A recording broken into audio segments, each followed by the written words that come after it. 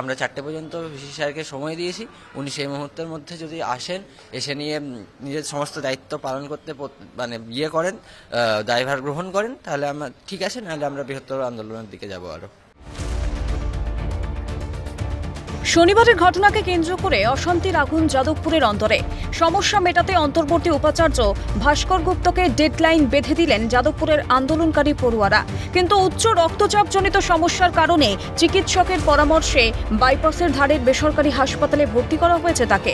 1 মার্চের ঘটনার পর থেকেই অসুস্থ যাদবপুরের অন্তর্বর্তীকালীন উপাচার্য। এতদিন বাড়িতেই চিকিৎসা চলছিল তার। বুধবার সকালে নতুন করে অস্বস্তি অনুভব করেন। এরপরই তাকে হাসপাতালে ভর্তি করা হয়। সকাল থেকেই যাদবপুর বিশ্ববিদ্যালয়ের উপাচার্য তিনি অসুস্থতা বোধ করেন। ইতিমধ্যে উপাচার্য ভাস্কর গুপ্ত তাকে বাইপাসের ধারের একটি বেসরকারি হাসপাতালে সেখানে নিয়ে আসা হয়েছে তার পরিবারের তরফ থেকে। ইতিমধ্যে কার্ডিওলজি এবং একাধিক বিভাগে তার চিকিৎসা চলছে বা সেখানে চিকিৎসকদেরকে দেখাবে বলেই পরিবার সূত্র মারফত খবর। এই মুহূর্তেই গত 3 দিন ধরে প্রেশারটা বেড়েছিল, কিন্তু প্রেশারটা ওষুধ বাড়ানো সত্ত্বেও কমছে না, আর অস্বস্তি বোধ করছিলেন। তো আর ঝুঁকি নেওয়া যায় না। একটা স্ট্রোক পেশেন্ট হয়েছে, তার ব্লাড প্রেশার 170 উঠে যাচ্ছে, ওপরটা 90 উঠে যাচ্ছে, এরপরে 180 হলে তো ক্রাইসিসে চলে যাবে। প্রচণ্ড বিপি শুট আপ করেছিল, হসপিটালে দেখাতে যাচ্ছি। এবার যারা ওখানে যা ডক্টররা অ্যাডভাইস দেবে, ওনাকে একটা নিউরোলজিস্ট চেক আপ করাবো, কার্ডিওলজিস্ট চেক আপ করাবো, এবং ডক্টর বিশ্বাস তো থাকবেন। আমি আমার হাসপাতালে নিয়ে যাচ্ছি। ফলে স্পষ্ট পড়ুয়াদের দেওয়া ডেডলাইন মানা সম্ভব নয় উপাচার্যের পক্ষে।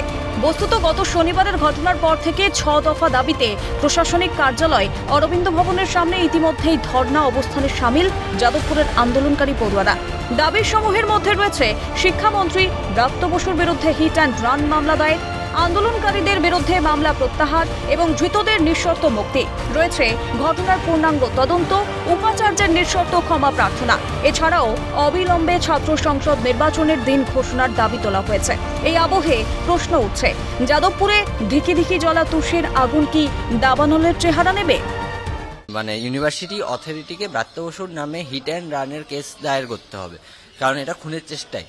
দ্বিতীয় আমাদের দাবি যেটা আছে, যে সমস্ত আমাদের সাথীরা আহত হয়েছেন এই গোটা ঘটনাতে, কমরেড ইন্দ্রানুজ, কমরেড অভিনব সহ আরও অনেকে, তাদের সমস্ত চিকিৎসার দায়ভার গ্রহণ করতে হবে বিশ্ববিদ্যালয় কর্তৃপক্ষকে।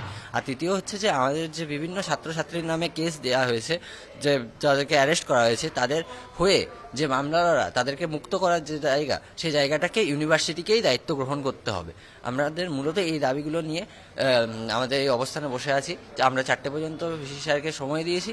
উনি সেই মুহূর্তের মধ্যে যদি আসেন, এসে নিয়ে নিজের সমস্ত দায়িত্ব পালন করতে মানে করেন, দায়ভার গ্রহণ করেন, তাহলে আমরা ঠিক আছে, নাহলে আমরা বৃহত্তর আন্দোলনের দিকে যাব আরও। যাদবপুরে 1 মার্চের ঘটনায় মোট 7টি এফআইআর হয়েছে। তার মধ্যে 4টিতেই নাম রয়েছে আহত ইন্দ্রানুজের। এই আবহে এফআইআর প্রত্যাহারের দাবিতে যাদবপুরের পরিস্থিতি ক্রমশ জটিল হচ্ছে বলেই মনে করছে শিক্ষা মহল।